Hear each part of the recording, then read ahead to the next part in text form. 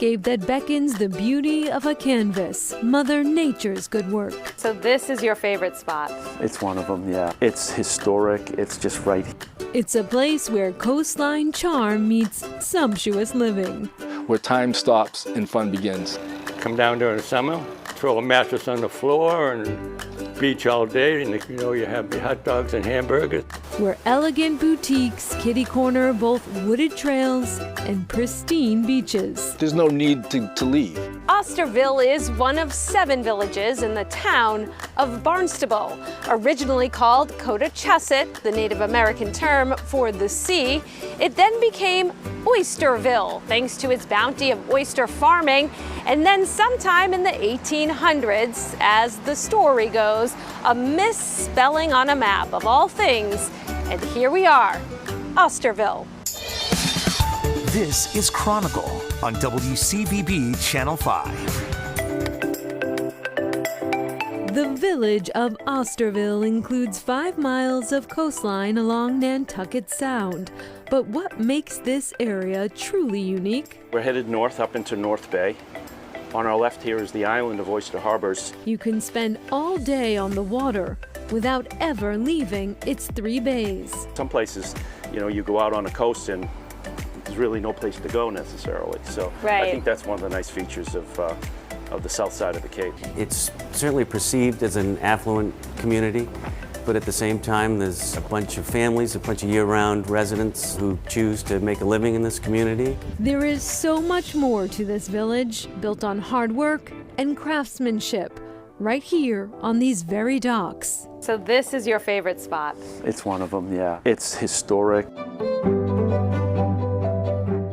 One of the village's most notable family names, Crosby, America's oldest active wooden boat building family. Chronicle met up with Ned Crosby a few years ago. He is the 8th generation to carry on the boat building tradition at E.M. Crosby Boat Works. Still builds the original Capo and Wiano Sr. It was originally commissioned as a one design racing class for local sailors, which took off and is very active today, very competitive, even more popular today as it was the day that it was built.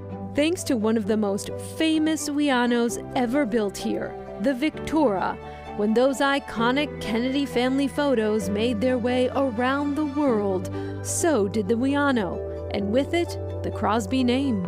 Shipbuilding and boat building facilities built up along the coast, along the harbor, along the bay. It was the hub back in the day, and I think it still is in many ways. Still at the cornerstone of life here, the Crosby Yacht Yard, the oldest continuous operating boat yard in the country.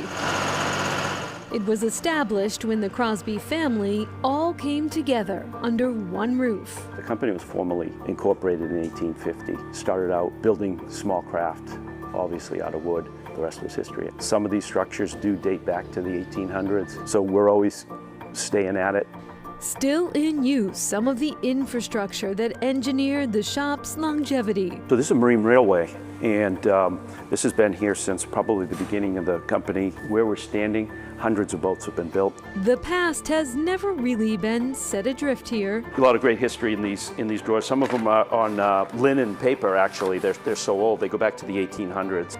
Though the building has evolved over the last 200 years, adjusting its sail when needed. During World War II, the facility was taken over by the Army Corps of Engineers, and they did landing craft preparation, training, and service. There's still signs of them around.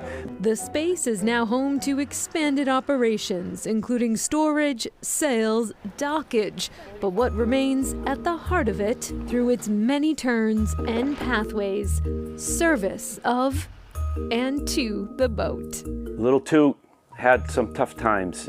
She was in Florida in the big West Coast hurricane. She was pushed 2 miles inland, had a lot of holes in it. The owner called and said, "We need you guys to fix her up." And for those who like a bit more speed, a touch of Maine on these Cape Cod docks, it's also the largest dealer of another popular New England marine name, the Southport. Well, when you're out in the water, at least you have a pretty tough office space, huh? Well, I wish we did this every day. I wish we did too. Yeah. Now, the Crosby Yacht Yard and E.M. Crosby Boat Works were both made by members of the Crosby family. Right. Today, the yard is no longer actually in the family, but both facilities are the only ones in the country licensed to build the Wiano Senior, such a beautiful boat. When the Crosbys first went into business back in 1798, they leased 260 feet of land along the shorefront for 60 years for $9. That's incredible. They did well. I did really well. Coming up, putting idle hands to work.